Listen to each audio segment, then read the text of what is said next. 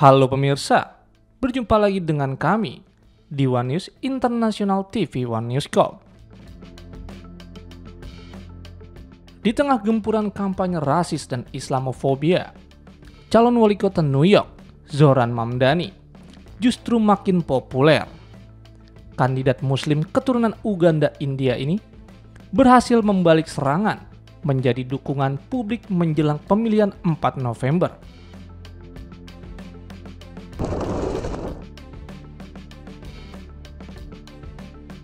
Informasi lainnya pemirsa, berakhir sudah masa kejayaan Benjamin Netanyahu. Popularitas Perdana Menteri Israel itu terus menurun di penghujung 2025. Setelah mayoritas warga dalam survei pendapat media lokal Israel menolak kemungkinan dirinya maju lagi di pemilu mendatang. Selengkapnya hanya di One News International TV One News Corp.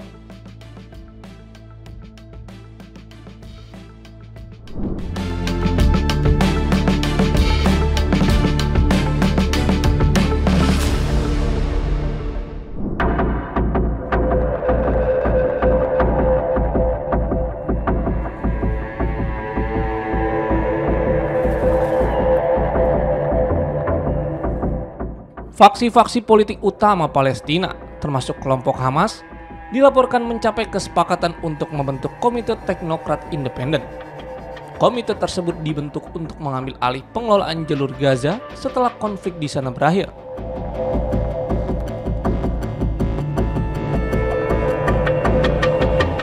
Kesepakatan tersebut diumumkan melalui pernyataan bersama yang dipublikasikan di situs resmi Hamas pada Jumat 24 Oktober waktu setempat. Pertemuan antara perwakilan faksi digelar di Kairo, Mesir, dan menghasilkan keputusan untuk menyerahkan pengelolaan Gaza kepada komite sementara yang terdiri dari teknokrat independen.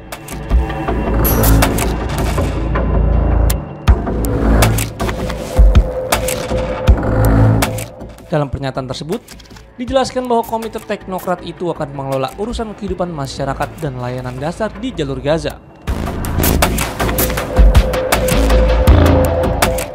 Dengan melakukan kerjasama bersama negara-negara Arab dan lembaga internasional,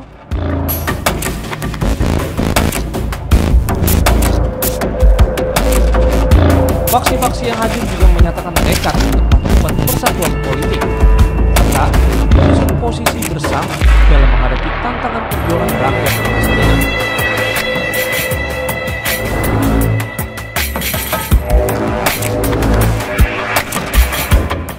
Selain itu, mereka menyerukan agar seluruh kekuatan politik Palestina duduk bersama menyusun strategi nasional.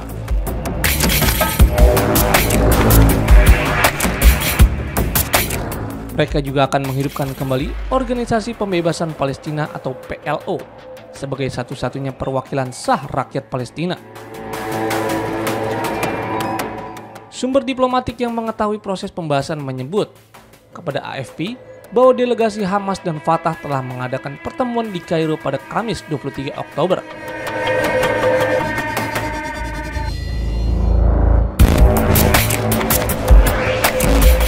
Pertemuan tersebut akan membuat fase kedua gencatan senjata Gaza yang dimediasi Amerika Serikat.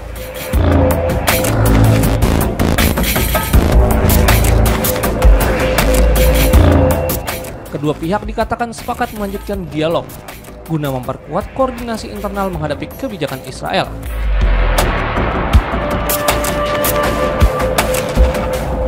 Dalam waktu bersamaan, Kepala Intelijen Mesir Hassan Rashat juga menggelar pertemuan dengan sejumlah faksi penting Palestina termasuk Jihad Islam.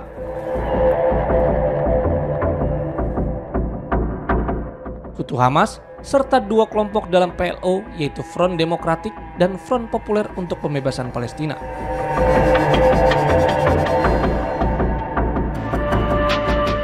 Hamas dan Fatah memiliki sejarah panjang persaingan politik yang telah menghambat upaya rekonsiliasi nasional Palestina sejak pemilu 2006.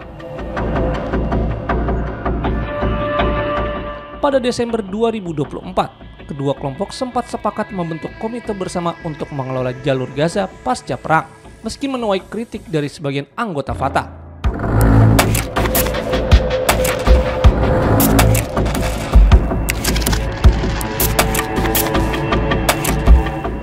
Hamas yang merebut kekuasaan di Gaza pada 2007 menegaskan tidak bermaksud pemerintah wilayah itu kembali, namun menolak desakan untuk melucuti senjata para petempurnya.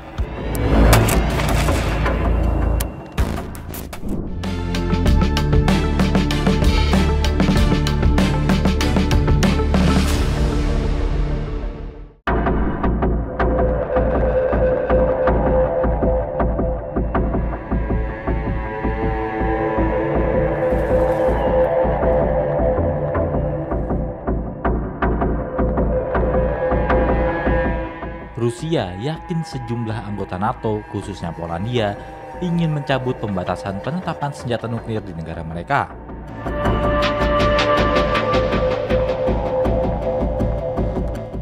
Negara NATO memang dipagari oleh pembatasan kepemilikan atau penempatan senjata nuklir.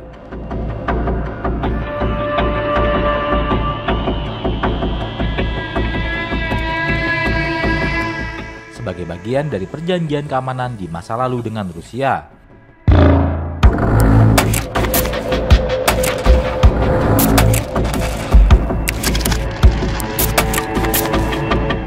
Rusia menyebut langkah dari negara NATO ini sebagai langkah awal perang terbuka dan akan memperburuk risiko strategis dan ketegangan.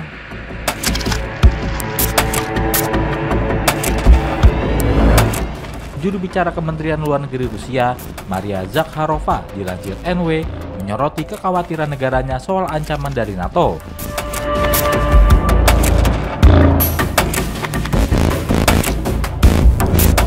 Hal itu terjadi di tengah meningkatnya ketegangan atas Ukraina dan runtuhnya kerangka kerja pengendalian senjata seperti perjanjian INF.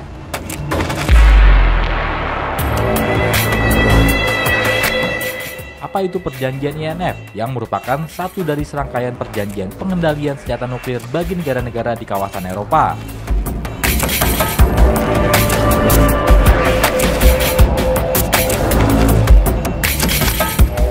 Intermediate Range Nuclear Force atau INF Treaty merupakan perjanjian pengendalian senjata antara Amerika Serikat dan Uni Soviet pada 8 Desember 1987. Perjanjian ini ditandatangani Presiden Amerika Serikat saat itu Ronald Reagan dan Presiden terakhir dari Uni Soviet Mikhail Gorbachev.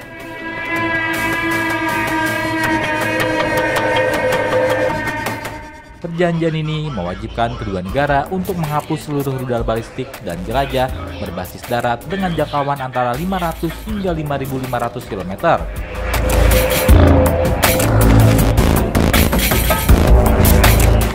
Baik yang bersenjata nuklir maupun konvensional.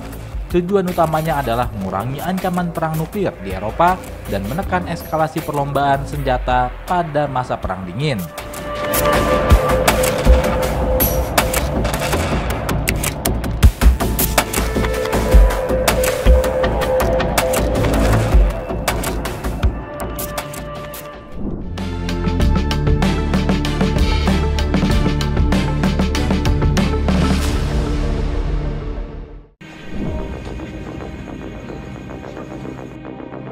Eric Adams dropped out of the mayor's race yesterday, and a lot of the focus has been on the question of impact it may have on election day, what it means for the horse race.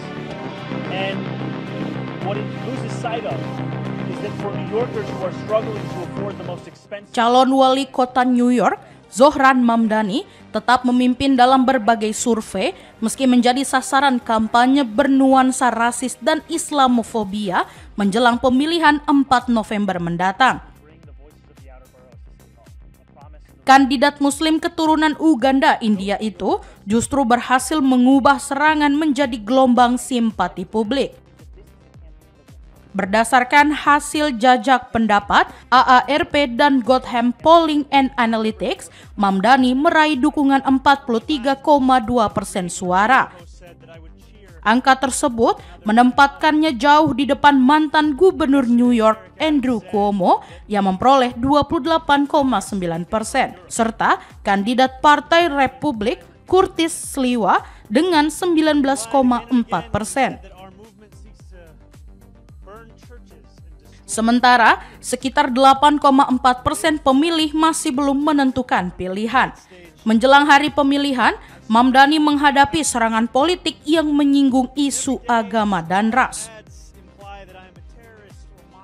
Cuomo menuai kecaman setelah tertawa dalam sebuah siaran radio ketika pembawa acara menyindir bahwa Mamdani akan bersorak jika serangan 11 September terulang kembali. Pernyataan itu langsung memicu protes dari berbagai kelompok advokasi Muslim, termasuk Care Action. Direktur eksekutif organisasi itu, Basim Elkara, menilai tindakan Cuomo telah melewati batas normal dan memperkuat ujaran kebencian dalam politik. Sementara itu, Curtis Sliwa dari Partai Republik juga melancarkan serangan serupa dengan menuding Mamdani mendukung jihad global. Tuduhan tersebut bahkan muncul dalam iklan kampanye yang menampilkan citra negatif dirinya sebagai teroris, sebuah strategi yang memicu kritik tajam dari sejumlah pengamat politik dan aktivis. Menanggapi berbagai serangan itu, Mamdani menyampaikan pidato emosional di luar sebuah masjid di Bronx pada Jumat 24 Oktober 2025. Ia menegaskan bahwa kebencian dan fitnah tidak akan menggoyahkan tekadnya untuk memperjuangkan perubahan di New York. Dalam pidatonya, Mamdani menyebut pengalaman menjadi Muslim di kota tersebut kerap disertai penghinaan. Namun, keyakinan untuk tetap berdiri teguh di tengah diskriminasi menjadi sumber kekuatan bagi dirinya dan komunitasnya.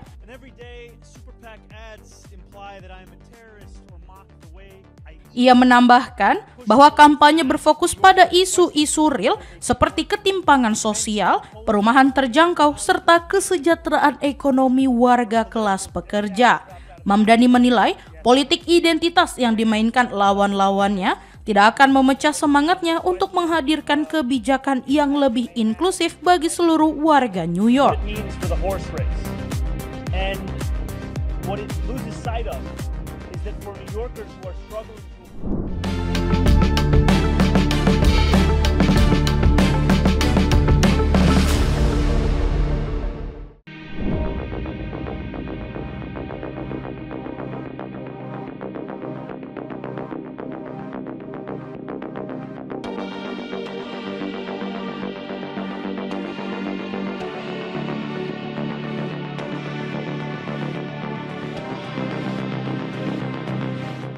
Presiden Amerika Serikat Donald Trump mengatakan dirinya ingin bertemu dengan pemimpin Korea Utara Kim Jong-un saat melakukan kunjungan ke kawasan Asia, terutama ke Korea Selatan pekan depan. Dia menambahkan tentang Kim Jong-un yang terakhir kali dia temui tahun 2019 sama masa jabatan pertamanya. Trump mengatakan bahwa sangat akrab dengan Kim Jong-un. Pernyataan Trump itu disampaikan setelah Menteri Unifikasi Korea Selatan Chung Dong-yung mengatakan dirinya meyakini ada peluang yang cukup besar untuk pertemuan antara Trump dan Kim Jong-un saat sang Presiden Amerika Serikat berkunjung ke Semenanjung Korea pekan depan. Trump diperkirakan berada di Korsel pada Rabu 29 Oktober 2025 pekan depan untuk menghadiri Forum Kerjasama Ekonomi Asia Pasifik atau APEC. Laporan media-media Amerika Serikat menyebut para pejabat dari pemerintah Trump telah secara tertutup membahas pengaturan untuk pertemuan antara sang Presiden Amerika Serikat dan pemimpin tertinggi Korea Utara. Keduanya terakhir kali bertemu dan bicara pada tahun 2019 lalu. Chang saat berbicara kepada wartawan mengatakan bahwa Korea Utara telah memperhatikan hal yang kemungkinan besar akan terjadinya sebuah pertemuan.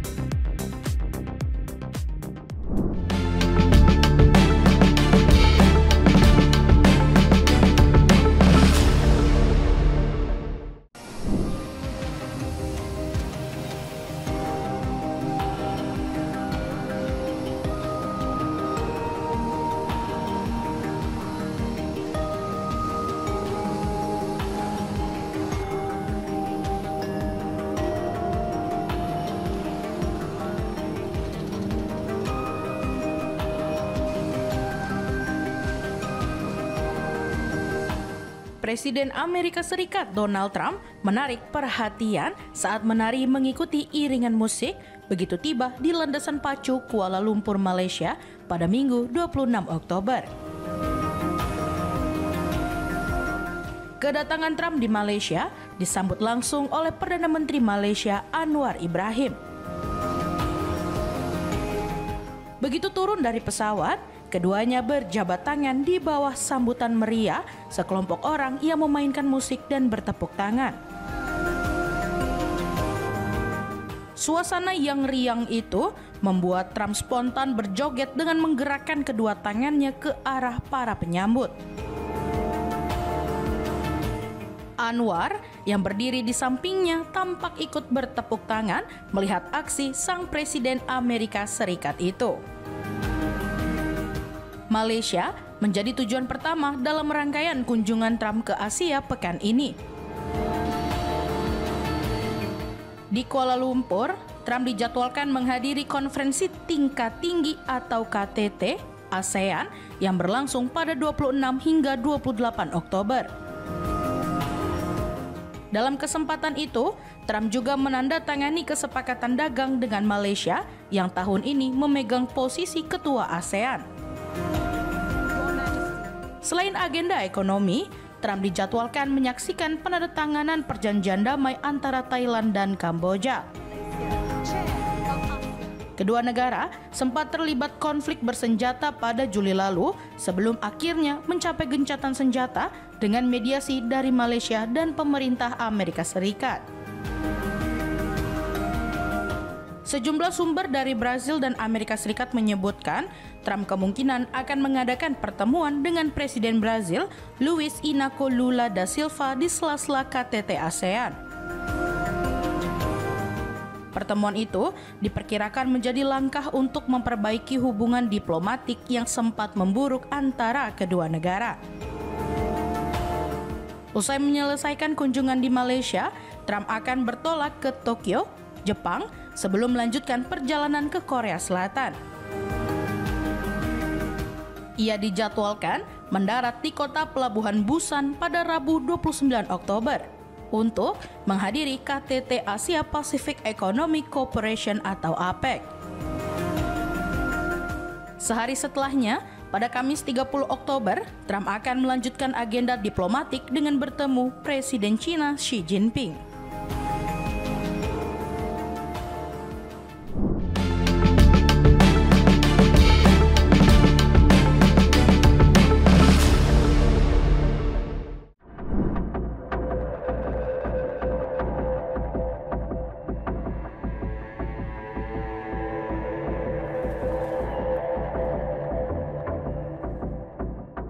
Pemerintah Amerika Serikat mengerahkan sebuah kapal induk ke perairan di lepas pantai Amerika Selatan.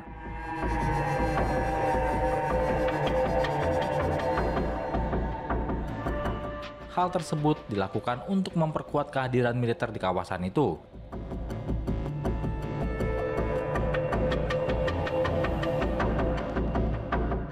Hal tersebut disampaikan Menteri Pertahanan Amerika Serikat Pete Hegseth pada Jumat 24 Oktober 2025, sebagaimana dilansir The Telegraph India.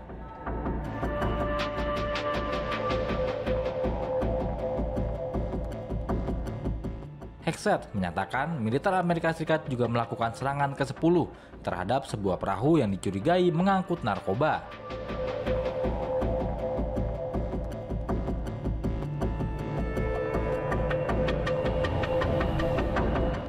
Dia menuduh kelompok Tren de Aragua, sebuah geng yang diduga sebagai pengelola perahu tersebut,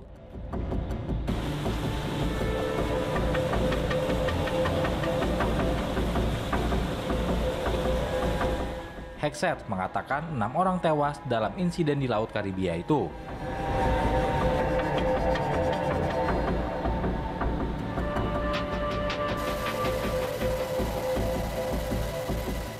Dalam unggahan di media sosial, Hegseth mengatakan bahwa serangan terjadi pada tengah malam dan menjadi serangan pertama yang dilakukan pada malam hari.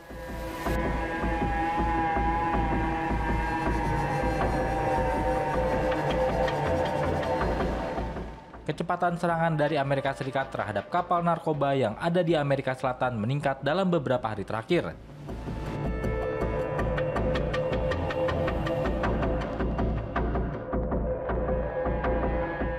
Ketika operasi dimulai, serangan dilaporkan terjadi setiap beberapa pekan sekali.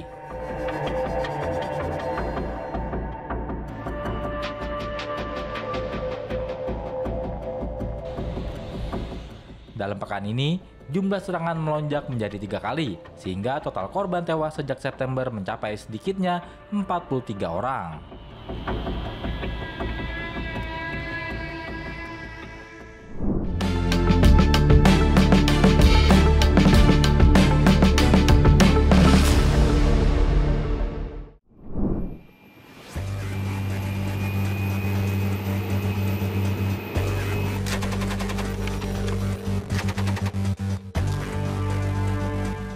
Rekaman kegiatan pelatihan pasukan Amerika Serikat di wilayah Karibia dan Puerto Rico pada bulan September dilaporkan telah dirilis oleh Defense Visual Information Distribution Service pada hari Rabu 21 Oktober.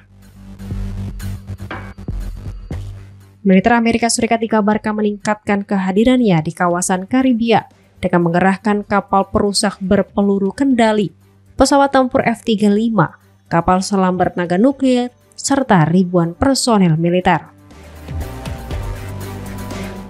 Selain itu, Amerika Serikat juga disebut telah melancarkan 10 serangan terhadap kapal-kapal yang diduga mengangkut narkotika di wilayah Karibia dan Samudra Pasifik.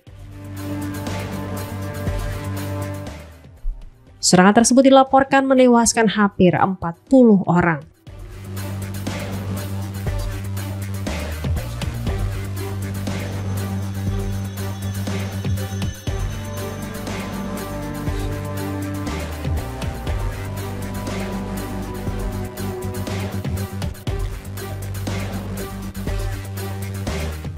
Meskipun Pentagon tidak memberikan banyak keterangan, lembaga tersebut menyampaikan bahwa beberapa serangan dilakukan terhadap kapal-kapal yang berada di dekat wilayah Venezuela.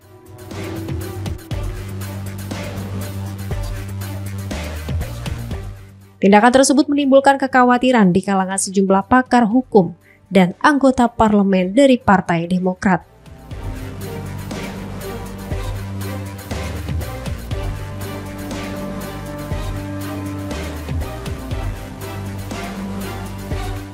Mereka mempertanyakan apakah operasi militer tersebut telah sesuai dengan ketentuan hukum perang yang berlaku.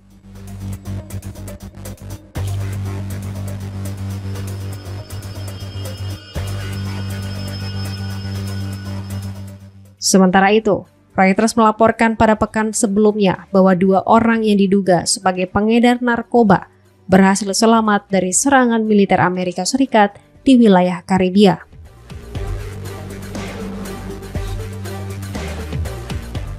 Keduanya dikabarkan telah diselamatkan dan dibawa ke kapal perang Angkatan Laut Amerika Serikat sebelum akhirnya dipulangkan ke negara asal masing-masing, yaitu Kolombia dan Ekuador.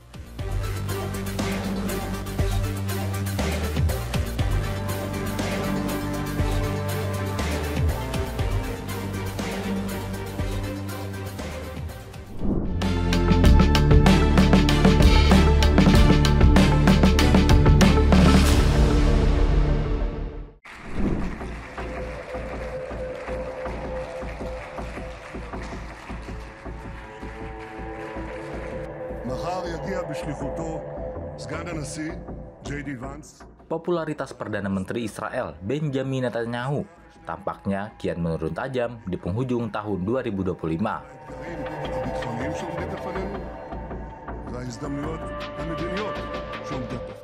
Jajak pendapat terbaru yang dirilis oleh media lokal Israel Channel 12 menunjukkan bahwa mayoritas warga Israel tidak menginginkan Netanyahu kembali mencalonkan diri dalam pemilihan umum berikutnya.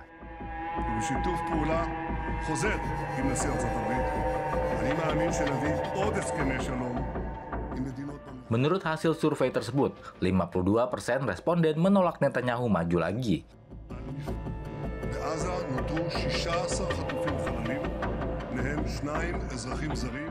sementara 41% menyatakan masih mendukungnya dan 7% memilih tidak memberikan pendapat.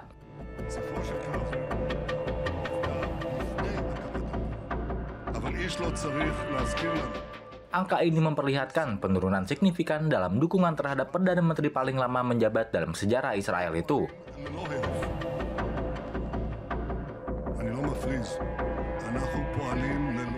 Pengamat politik menilai anjloknya dukungan publik disebabkan oleh kombinasi faktor politik, hukum, dan sosial yang semakin menekan pemerintahnya.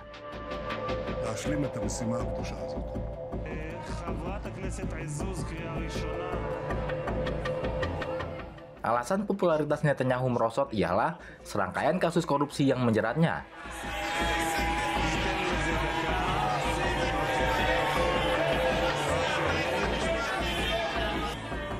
Netanyahu belakangan diketahui tengah menghadapi tuduhan suap, penipuan, dan pelanggaran kepercayaan dalam beberapa skandal.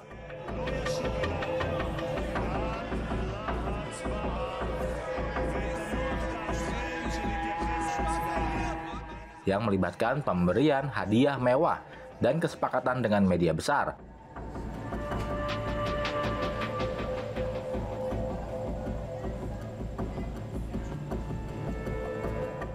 Selain skandal hukum, Netanyahu juga dinilai gagal mengelola berbagai krisis besar yang melanda Israel.